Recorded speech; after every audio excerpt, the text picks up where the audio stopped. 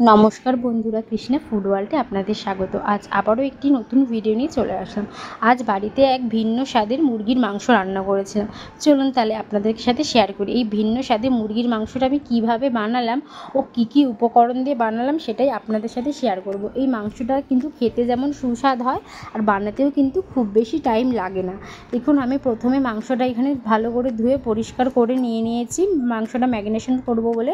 এই মাংসটা কিন্তু সবার প্রথমে ধুয়ে আগে পরিষ্কার করে রাখবেন, কারণ এখানে মিনিমাম কিন্তু 1 থেকে 2 ঘন্টা মাংসটাকে যদি ম্যারিনেট করে রাখা যায় তাহলে কিন্তু বেশ ভালো হয়।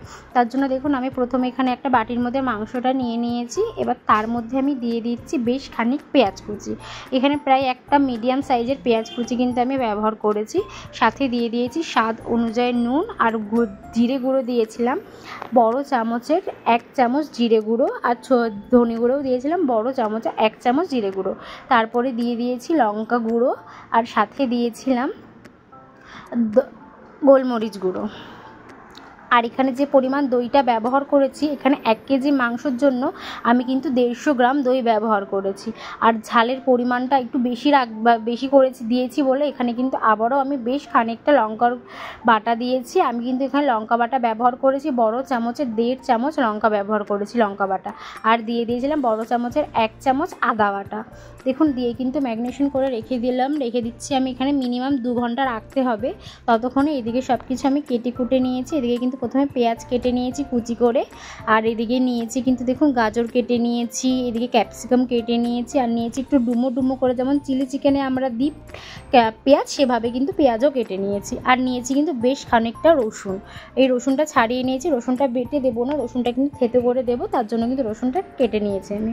আর এদিকে কড়াইয়ের মধ্যে তেল দিয়ে দিয়েছি, তার মধ্যে পরিমাণ মতো তেল দিয়ে কিন্তু কড়াই গ্যাসে বসিয়ে গরম করে প্রথমে দিয়ে দিতে হবে গাজর আর পেঁয়াজটাকে খুব ভালো করে কিন্তু ভাজা করে নিতে হবে। আপনারা এভাবে চিকেনটা বাড়িতে বানিয়ে খেয়ে দেখবেন। আমার আশা করি মনে হয় আপনাদের ভীষণ ভালো লাগবে। ঠিক আছে, আমি তো বানিয়ে খেয়ে দেখেছি, আমার বাড়ির লোকে সবার ভীষণ ভালো লেগেছে, আশা করি আপনাদেরও খুব ভালো লাগবে। দেখুন, পেঁয়াজ আর গাজরটা যখন একটু হালকা সতে হয়ে আসবে তখন এর মধ্যে দিয়ে দিতে হবে কেটে রাখা টমেটো, সাথে ক্যাপসিকাম দিয়ে ওইগুলো ভালো করে সতে করে নিতে হবে, একটু ভালো করে নেড়েছে। এখানে যে আমি তেল ব্যবহার করেছি রিফাইন তেল, এখানে কিন্তু রিফাইন তেলের বদলে কিন্তু আপনারা বাটারও ব্যবহার করতে পারেন, কোনো অসুবিধা হবে না। বাটারটা এখানে দিলে কিন্তু এটা ফ্লেভারটা অন্যরকম আসবে। আমার বাটার খুব বেশি ছিল না বলে আমি বাটার এখানে ব্যবহার করতে পারিনি, বাটারটা কিন্তু আমি লাস্টে দিয়েছিলাম। দেখুন, এগুলোকে আমার সতে করা হয়ে গেছে, আমি কিন্তু নামিয়ে নিয়েছি।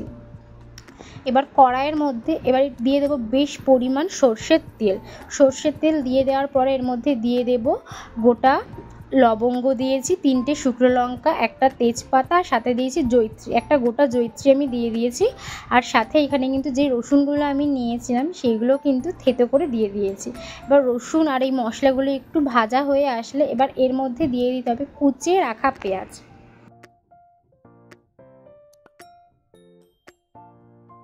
কিন্তু পেঁয়াজটাকে খুব বেশি ভাজা করা যাবে না, একটু গোল্ডেন ব্রাউন ভাজা করেই কিন্তু এটাকে ছেড়ে দিতে হবে। যেই গোল্ডেন ব্রাউন ভাজা হয়ে যাবে তখন কিন্তু ম্যারিনেশন করে রাখা যে চিকেনটা সেই মাংসটা কিন্তু এর মধ্যে দিয়ে দিতে হবে। দিয়ে এবার মাংসটাকে খুব ভালো করে ঢাকা দিয়ে মাংসটাকে কষাতে হবে। এখানে কিন্তু আমার আলাদা করে আর কোনো মশলা পড়বে না, শুধু একটা বাটা পড়বে, সেই বাটাটা দিতে হবে।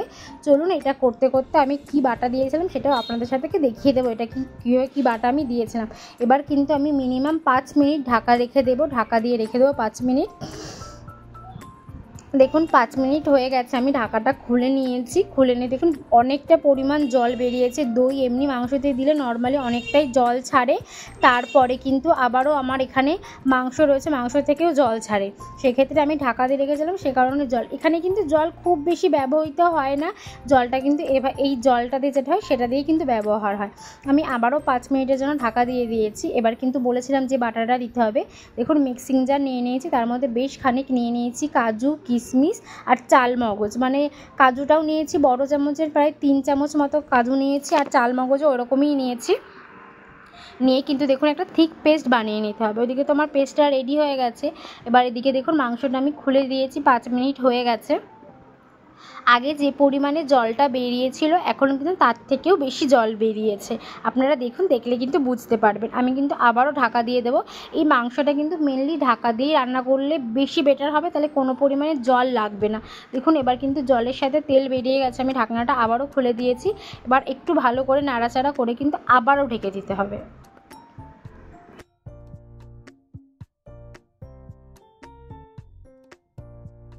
এবার ঢাকনা খুলে দেওয়ার পরে দেখুন খুব পরিমাণে তেল বেরিয়ে গেছে। মানে মাংস থেকে তো মিনিমাম তেল বেরোয়, সেই তেলটা বেরিয়ে গেছে। সাথে আমরাও তেল দিয়েছিলাম, সেই তেলটা কিন্তু একসাথে বেরিয়ে গেছে। মাংসটা কিন্তু অলমোস্ট আমার কষা হয়ে এসছে। এবার কিন্তু আর ঢাকা দেবো না, এবার ঢাকা ছাড়া এবার খুন্তি দিয়ে নেড়ে নেড়ে ভালো করে মাংসটা কিন্তু কষাবো। এবার এর মধ্যে কিন্তু দিয়ে দিতে হবে আমার যে বেটে রাখা মশলাটা, সেই মশলাটা কিন্তু এবার দিয়ে দেবো। মানে কাজু, কিশমিশ আর চাল মগজের যে বাটাটা বানিয়েছিলাম সেই বাটাটা দিয়ে দেবো। আর এখানে জলটা ব্যবহার করব যে কাজু কিশমিশের যে মিক্সিং জারটা আছে, সেই যে পাত্রটা রেখেছিলাম সেই পাত্রটা ধুয়ে যে পরিমাণ জলটা হয় সেই পরিমাণ জলটাই দেবো। এখানে কিন্তু আর কোনো বেশি জল হবে না, এটা কিন্তু বেশি ঝোল হয় না। আপনারা এটা কিন্তু ফ্রাইড রাইস হোক বা রুটির সাথে, লুচির সাথে বা পরোটার সাথে, এটা যেটার সাথে খাবে সেটাই কিন্তু ভালো লাগবে। মানে এটাকে মেনলি এটা এত সুন্দর একটা চিকেনের রেসিপি যেটা নর্মালি সবারই খুব ভালো লাগবে। আর এটা কিন্তু খেতে একটু ঝাল ঝাল মিষ্টি মিষ্টি হয়, সেক্ষেত্রেও কিন্তু ভীষণ ভালো লাগে। এবার দিয়ে দেবো অল্প করে জল। যে বাটিটা বললাম আমি মিক্সিং জারটা ধুয়ে যে পরিমাণ জলটা হয়েছে সেই জলটাই কিন্তু দিয়েছি। এবার খুব ভালো করে কিন্তু ফুটিয়ে এটাকে নামিয়ে ফেলতে হবে। আমাদের মাংস কিন্তু হয়ে গেছে। মাংসটা যদি একটু ফুটে যায় তাহলেই কিন্তু আমাদের রান্না কমপ্লিট আজকের। দেখুন আপনারা রান্নাটা দেখলেই কিন্তু বুঝতে পারবেন।